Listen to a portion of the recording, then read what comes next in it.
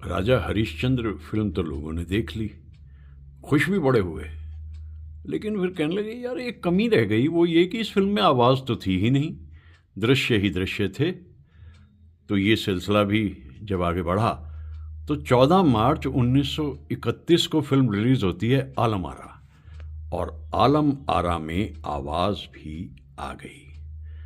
आवाज़ का आना था कि बस फिर तो टूट पड़े हमारे कलाकार। लेकिन यहाँ भी एक बंदिश थी, बंदिश ये कि जो अदाकार पर्दे पे है गाना वही गाएगा, यानी अभी प्लेबैक सिंगिंग शुरू नहीं हुई। तो के.एल. सहगल साहब ऐसे जो कलाकार थे उन्हें बड़ी इससे खुशी मिली, राहत मिली, पर्दे पे भी हैं और गा भी रहे हैं। तो इस तरह से जो दूसरी लहर है वो आगे बढ़ती चली गई, और फिर जो गीतों का सिलसिला आना शुरू हुआ तो हमारी दूसरी लहर में जो मौजूद हैं वो हैं राजकुमार, राजेंद्र कुमार, शम्मी कपूर और सुनील दत्त। तो ये जो दृश्य मैं आपको दिखा रहा हूँ, इन किताबों के पन्नों में वो लोग मौजूद हैं, और उन लोगों के किए हुए जो कार्य हैं वो भी अपने ढंग के अनूठे हैं। हर कलाकार ने अपने तरीके से फिल्म इंडस्ट्री को कुछ दिया, लेकिन मैं बातें करता हूँ 50s और 60s के सिनेमा की।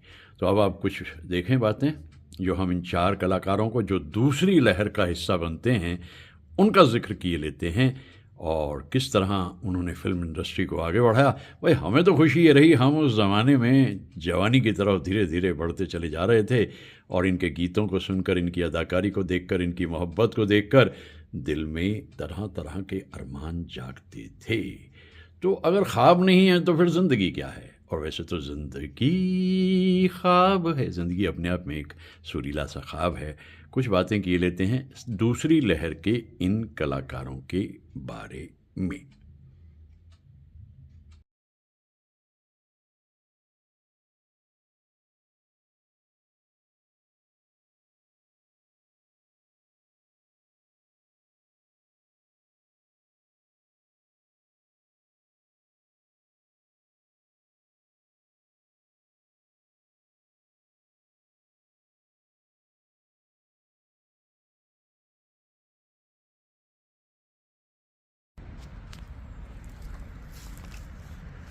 तो त्रिदेव का जमाना यानी राज कपूर, दिलीप कुमार, देवानंद, और 50 के दशक में ये लोग छाए रहे।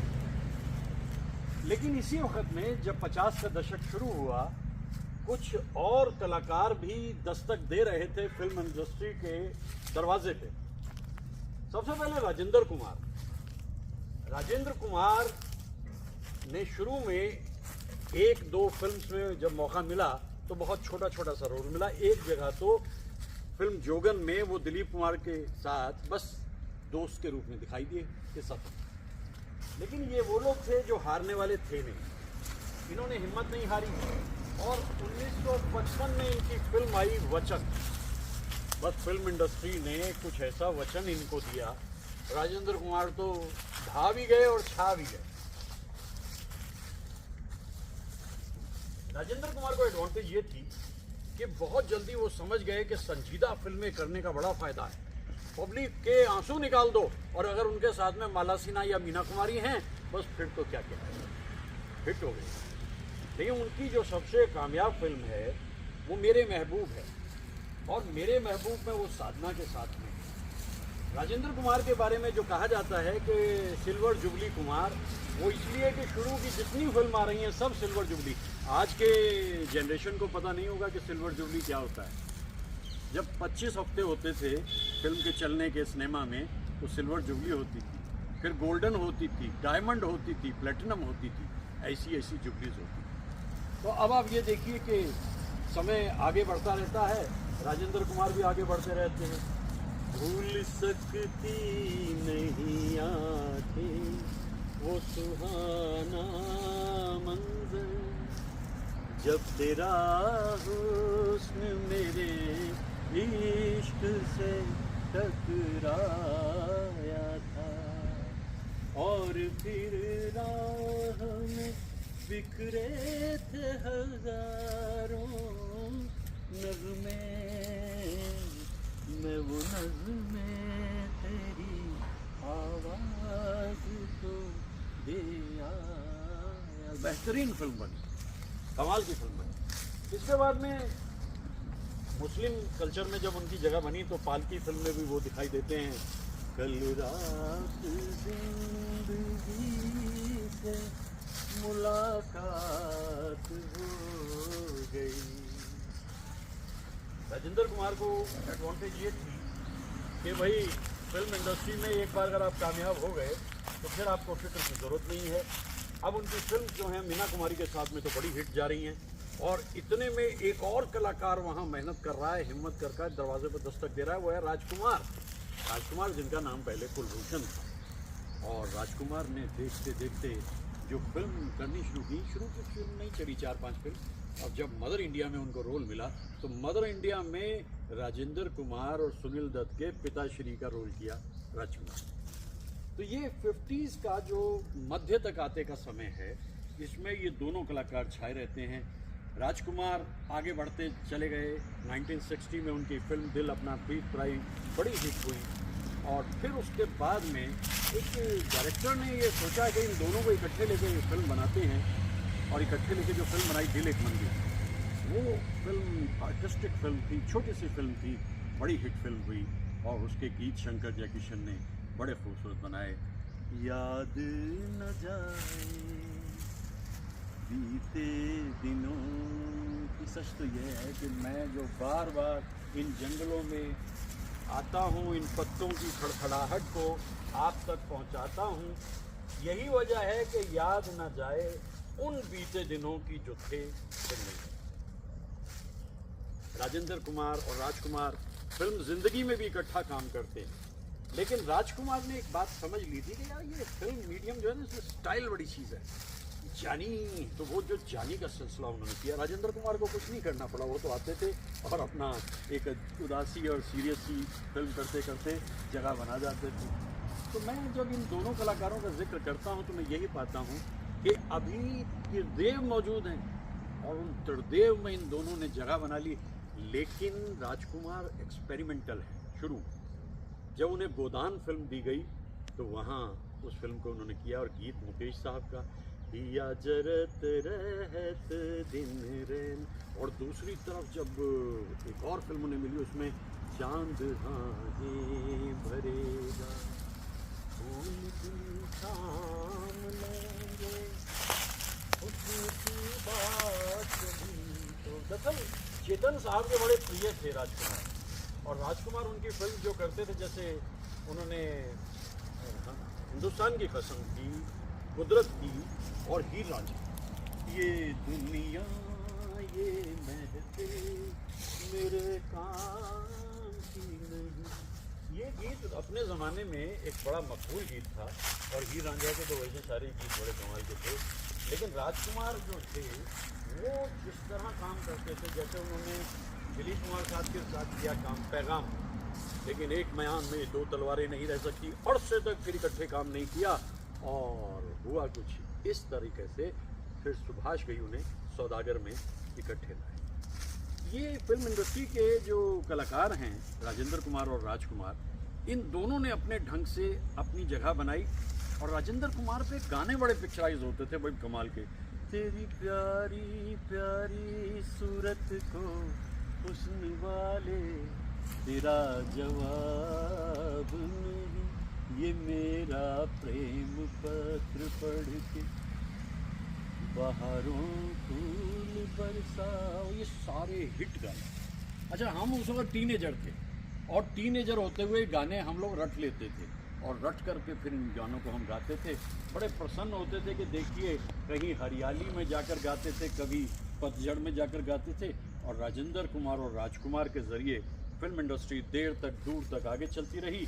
और राजेंद्र कुमार ने एक फिल्म तलाश जब की तो उस फिल्म में वो शर्मिला टैगोर के साथ में है।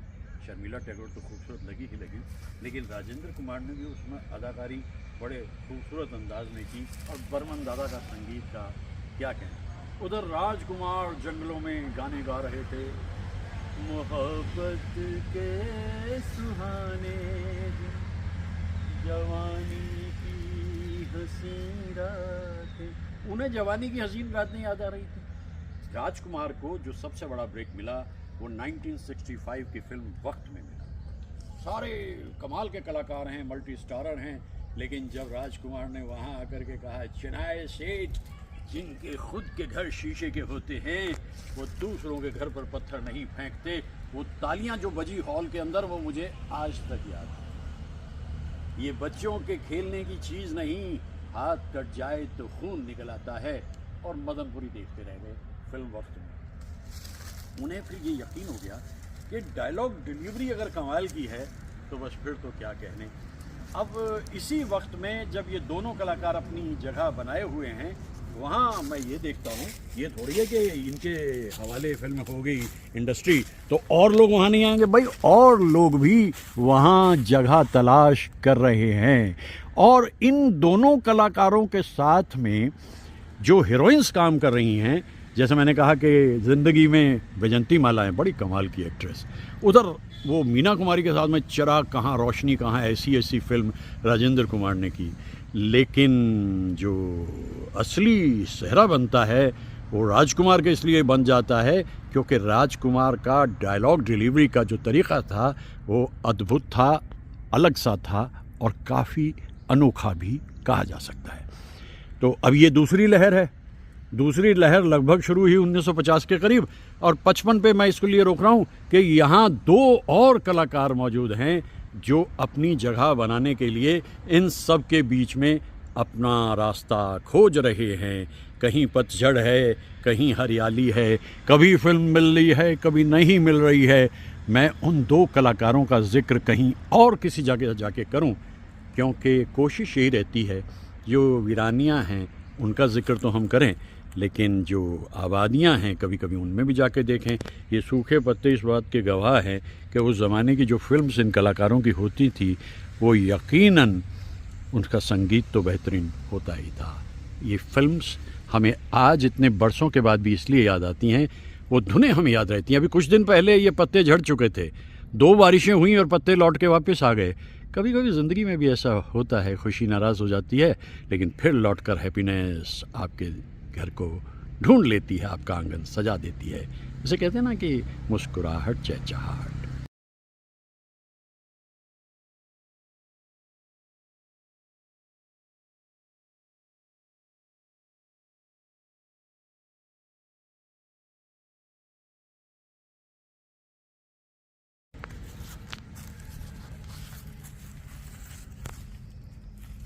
हिंदी फिल्म्स में जो फर्स्ट फैमिली मानी जाती है वो कपूर थे, जो कि पृथ्वीराज कपूर साहब कमाल के एक्टर, राज कपूर का क्या कहना।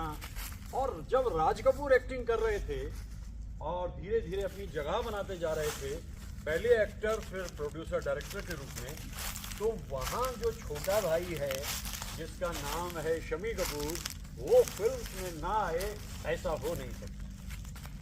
फिल्म्स करनी शुरू कर दी, 11-12 फिल्म्स कब आई पता ही नहीं चला।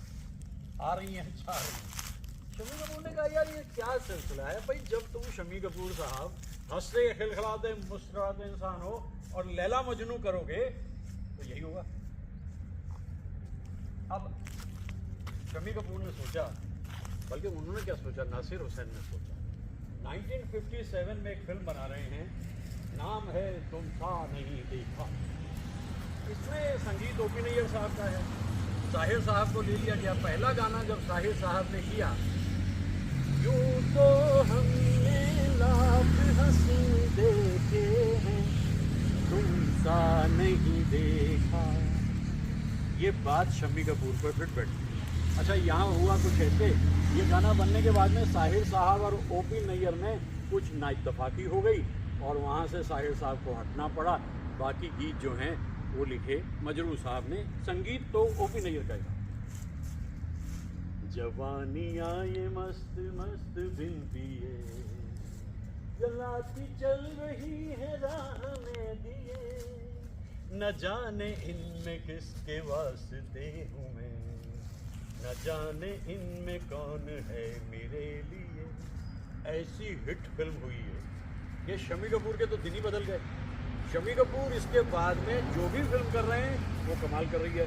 दिल तेरा दीवाना है या दिल दे के देखो, दिल दे के देखो। अब वो समझ गए कि अब आप हैं जनाब रिदम किंग। तो रिदम किंग के रूप में जो संगीत हो रहा है, उस पर जो गीत हो रहे हैं, शम्मी कपूर उसमें अदाकारी कर रहे हैं। और कोई एक्ट्रेस ऐसी नहीं है जो शम्मी कपूर के साथ में काम नहीं कर रही, और सब बहुत खुश हैं। शम्मी कपूर हंसते खिलखिलाते कश्मीर की कली में दिखाई देते हैं, जंगली में दिखाई देते हैं, जानवर में दिखते हैं, बदतमीज में दिखते हैं। और राजकुमार एक ऐसी फिल्म है जिसमें वो साधना के साथ में है।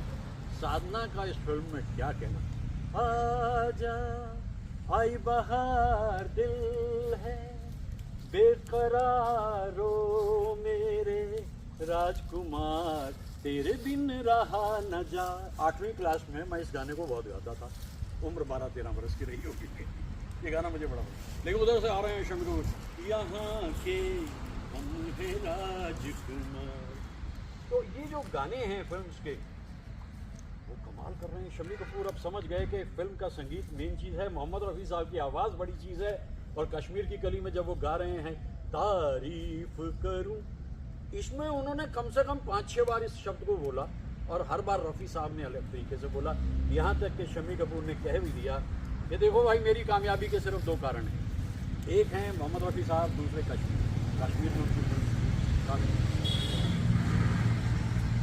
है दुनिया उसी की, ज़माना उसी का, मोहब्बत में जो हो गया हो किसी का।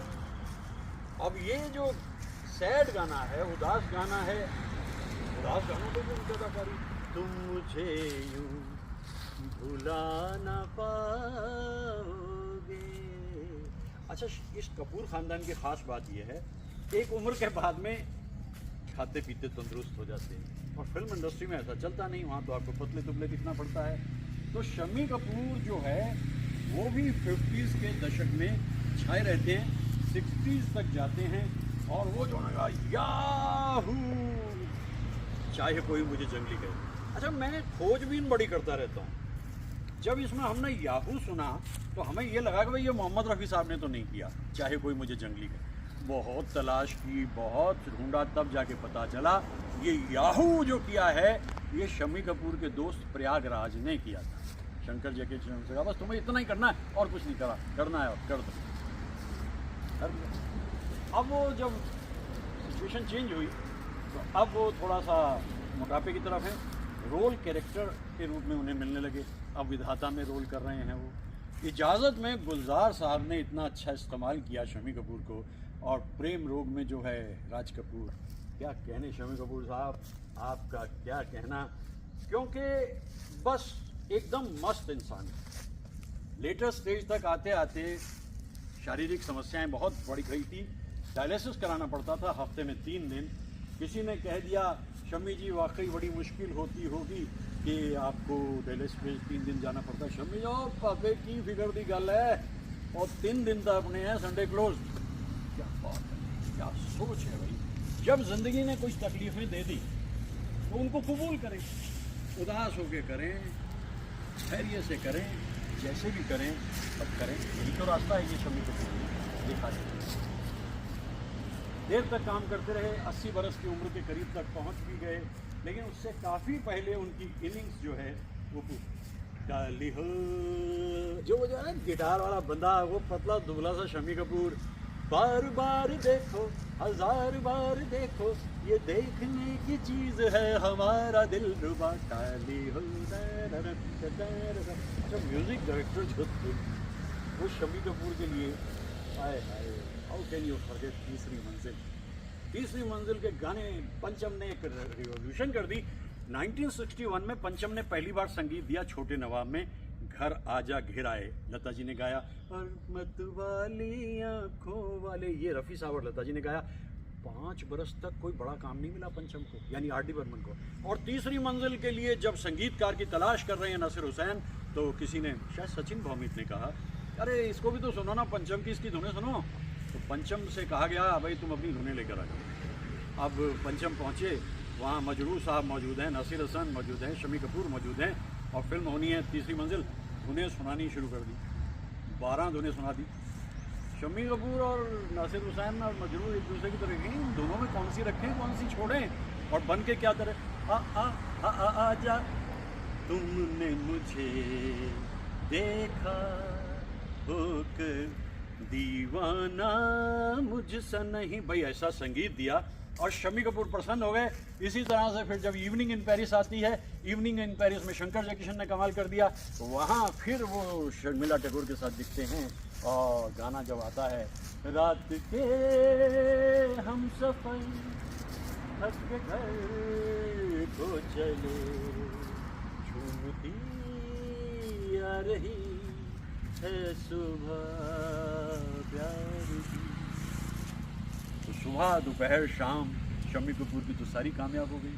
और जैसा मैंने कहा कि 4-5 बरस इंतज़ार करना पड़ा, तब जा कर के लोगों ने कहा तुम सा नहीं देखा। यानी शमी साहब तुम तो ऐसे कमाल के एक्टर निकले, तो ये सोचा नहीं था कि आप देखते देखते इतनी जगह बना जाओगे। तो शमी कपूर सेकंड वेव, ये मेरा एनालिसिस है भाई। देखिए फिल्म रिसर्चर क्या कहते हैं, फिल्म क्रिटिक क्या कहते हैं, ये वो जाने। ये मेरा अपना एनालिसिस है कि पहली वेव में आपके सामने मौजूद हैं त्रिदेव यानी त्रिदेव, दिलीप कुमार, राज कपूर, देवना। दूसरी वेव में आपके सामने मौजूद हैं राजकुमार, राजेंद्र कुमार और शमी कपूर। लेकिन इसी वेव में अर्ली 50s में जब मध्य की तरफ जा रहा है 50 का दशक, फिर वहाँ एक और गबरू जवान दिखाई देता है जो आ गया कि मैं भी हूँ, और उसने फिल्म इंडस्ट्री में क्या कमाल किया। इसके लिए मैं आपको फिर किसी एक अन्य जगह पे लेकर चलता हूँ, क्योंकि मनाजिर भी तो बदलने चाहिए। जब बातें बदल रही हैं और सौगातें बदल रही हैं, जो कहानियों और किस्सों के अंदर कहना है वो बदल रहा है, तो लोकेशंस भी अगर थोड़ी चेंज हो जाएं तो अच्छा ही लगेगा। तो उस गबरू जवान के बारे में भी कुछ बातें मैं आपको अभी कहने जा रहा हूँ, क्योंकि मैं लहरों के रेले मेले खेले का जिक्र कर रहा हूँ। आइए कुछ आगे बढ़ते हैं।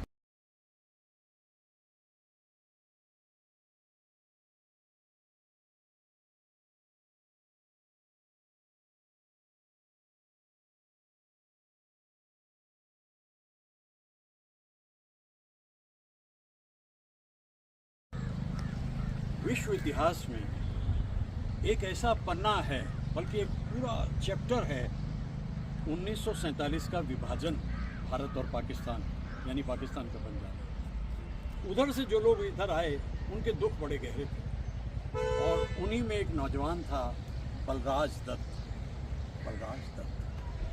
बलराज दत्त अच्छा खासा लंबा चौड़ा गबरू जवान।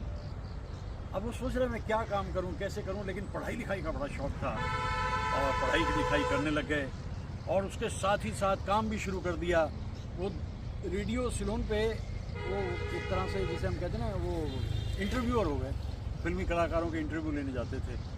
और उसमें ही एक बार जब वो रमेश सहगल नाम के प्रोड्यूसर डायरेक्टर के पास गए, तो उन्हें वो बहुत ही पसंद आए, मतलब बलराज दत्त बड़े पसंद आए। तो उन्होंने कहा भाई फिल्मों में काम करोगे? उन्होंने जी काम तो करूँगा, लेकिन इस वक्त मैं पढ़ाई लिखाई कर रहा हूँ, जब तक पढ़ाई लिखाई ना करूँ मैं तो सोच भी नहीं सकता। देखिए क्या ईमानदारी है। उन्होंने ठीक है मैं तुम्हारा इंतज़ार करूँगा पूरे 1 बरस, तुम पढ़ाई कर लो और मैं तुम्हें अपनी पहली फिल्म में लूँगा, तुम्हारी पहली फिल्म में लूँगा, मैं तो एस्टेब्लिश्ड हूँ। और पहली फिल्म जो आई इस बलराज दत्त नाम के एक्टर की, वो थी रेलवे प्लेटफॉर्म, नाम बन गया सुनील दत्त। तो मैं जिक्र कर रहा हूँ सुनील दत्त। तो वो 1955 की फिल्म रेलवे प्लेटफॉर्म। बस्ती बस्ती पर्वत पर्वत गाता जाए बंजारा, लेकर दिल का एक तारा। आप कहेंगे अरे भाई तुम अपनी किताब का क्या प्रमोशन कर रहे हो? जी हाँ, अपनी किताब का प्रमोशन मैं हमेशा करता हूँ, क्योंकि गाता जाए बंजारा जो मेरी ज़िंदगी पे डॉक्टर इफ़त फरीदी ने लिखी, वो पुस्तक अपने आप में अनोखी और अनूठी है। अभी तक अमेज़न पे मौजूद है, और उन ज़रूरतमंद बच्चों तक वो पैसा पहुँचा, अभी और पहुँचेगा जो उस किताब से हासिल। अब इसके बाद तो सुनील दत्त धीरे धीरे ये समझ गई फिल्म इंडस्ट्री कमाल का इंसान है। फिर उन्हें मदर इंडिया में काम मिला। मदर इंडिया के बाद कुछ और फिल्मों में काम मिला, और सादे से दिखने वाले इंसान, सांवले सनोने आए दिन बहार के, ऐसे खूबसूरत गीतों पे वो अदाकारी करते चले गए। अब उन्हें कोई फिक्र नहीं है, नाम है उनका सुनील दत्त, और मैं बात कर रहा हूँ हिंदी फिल्म सिनेमा की दूसरी लहर। दूसरी लहर में मैं जिक्र कर चुका हूँ राजेंद्र कुमार, राजकुमार, शम्मी कपूर, और इसी लहर में साथ चल दिए सुनील दत्त। सुनील दत्त को अपने हुनर पे पूरा यकीन था, इसलिए बहुत जल्दी वो प्रोड्यूसर डायरेक्टर भी हो गए, और एक ऐसी फिल्म उन्होंने बना दी यादें, जिसमें वो अकेले एक्टर के रूप में काम करते हैं, और दुनिया के इतिहास में वो अपने ढंग की एक अनूठी फिल्म थी। लेकिन वो फिल्म चूँकि दिखने में बड़े हैंडसम इंसान हैं, ये वादियाँ ये फिजाएं बुला रही हैं, जिंदगी के सफर में अकेले थे, मिल गए तुम तो दिल को इशारा मिला, ऐसे ऐसे खूबसूरत, तेरी आँखों के सिवा दुनिया में रखा क्या है। ऐसे गीतों को जब उन पे पिक्चराइज किया जा रहा है, मेरे महबूब तेरे दम से है दुनिया में बहार, वरना इस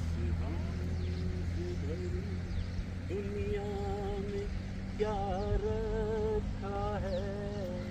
ये बात तो मैं हसरत साहब की बिल्कुल सही मानता हूँ।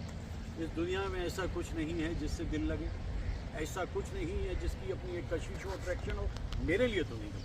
हाँ, मेरे महबूब तेरे दम से है दुनिया में बहार, वरना इस गम से भरी दुनिया में क्या। ख्यालों में आप ले आइए उस चेहरे को जिसे आप पसंद करते हैं, चाहते हैं, और यही तो रोमांस, सुनील दत्त की ज़िंदगी का रोमांस। मिलन फिल्म में जो गाने उन पे, मुबारक हो सबको समाये सुहाना, राम करे ऐसा हो जाए। अच्छा, जिस वक्त फिल्म बन रही है पड़ोसन, तो वहाँ महमूद मौजूद हैं, पूरी तरह टॉवरिंग पर्सनालिटी किशोर कुमार मौजूद हैं, अनदर टॉप। वहाँ फिर प्रोड्यूसर डायरेक्टर ने कहा भाई ये एक भोंदू से एक्टर का रोल देना है, तो इनमें सुनील दत्त को लिया। भाई क्या निभाया है सुनील दत्त साहब ने उसमें। लेकिन जहाँ उन्हें मौका लगा उस फिल्म में, अभी वो गा रहे थे कि मेरे सामने वाली खिड़की में, लेकिन जहाँ तुमसे कहने वाली और भी हैं प्यारी बातें, सामने सबके बोलो कैसे कह दूँ सारी बातें,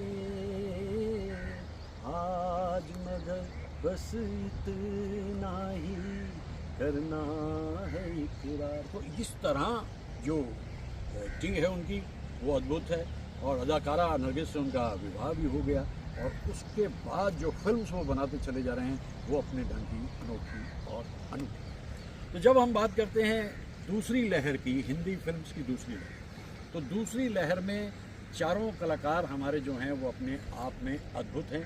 राजकुमार से शुरू कीजिए, राजेंद्र कुमार से आइए, शम्मी कपूर की बात कीजिए, सुनील दत्त की बात कीजिए, और ये दूसरी लहर देर तक चलती रही। लेकिन एक बात और ध्यान रखने की है, पहली लहर ख़त्म नहीं हुई है। पहली लहर में जहां देवानंद, राज कपूर और दिलीप कुमार हैं, वो 50s में पूरी तरह मौजूद हैं, वो 60s में पूरी तरह मौजूद हैं। यानी अब एक कॉन्फ्लुएंस हो गया एक्टर्स का, और ये सारे एक्टर्स जो हैं इकट्ठे होके हिंदी फिल्म इंडस्ट्री को अपनी जगह दे रहे हैं। सुनील दत्त साहब का कमाल क्या है कि जहां एक तरफ वो फिल्म बनाते हैं, वो पॉलिटिक्स में भी इंटरेस्टेड हैं, वो सोशल वर्क भी करना चाहते हैं, वो दुनिया के लिए भी कुछ करना चाहते हैं, वो MP भी हो गए, वो मिनिस्टर भी हो गए, और उसके बाद में जनता के भले के लिए बहुत कुछ किया। लेकिन 75 बरस की उम्र आते दुनिया से रुखसत हो गए।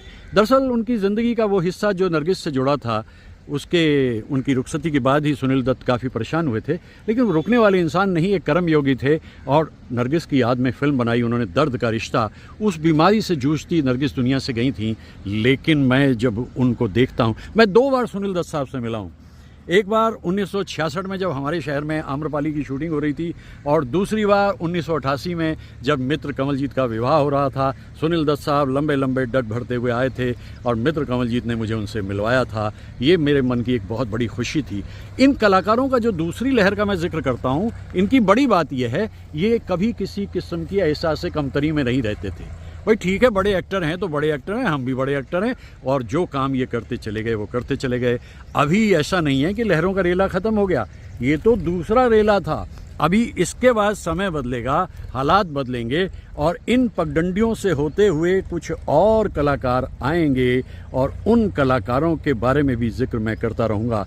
लेकिन ये दूसरी लहर, अद्भुत लहर। सुनील दत्त जब राजकुमार के साथ काम करते थे, वक्त में काम किया, और उसके बाद हमराज में काम किया, 36 घंटे में काम किया, तो दोनों बराबर के दिग्गज कलाकार होते थे। वरना राजकुमार के सामने कई कलाकार जो है थोड़े से परेशानी में आ जाते थे। तो ऐसे महान कलाकारों को याद ना करूं तो क्या करूं भाई। देखिए, सबके हिस्से का सूरज इन्हें मिला, इनके रास्ते इन्हें मिले। ये रास्ते हैं प्यार के, चलना संभल संभल। ये फिल्म बनाई थी सुनील दत्त ने, और ये फिल्म बड़ी अलग तरह की फिल्म थी, और वो हमेशा चांस लेते थे। रेशमा और शेरा एक ऐसी फिल्म बनाई, मुझे जीने दो एक ऐसी फिल्म बनाई। सुनील दत्त जहाँ एक्टर कमाल के थे, प्रोड्यूसर डायरेक्टर के रूप में भी उन्होंने बहुत अच्छे और बेहतरीन काम किए। तो इस लहर के कलाकारों का जिक्र मैंने किया। अभी एक लहर और बाकी है, उसका जिक्र मैं बाद में करूँगा।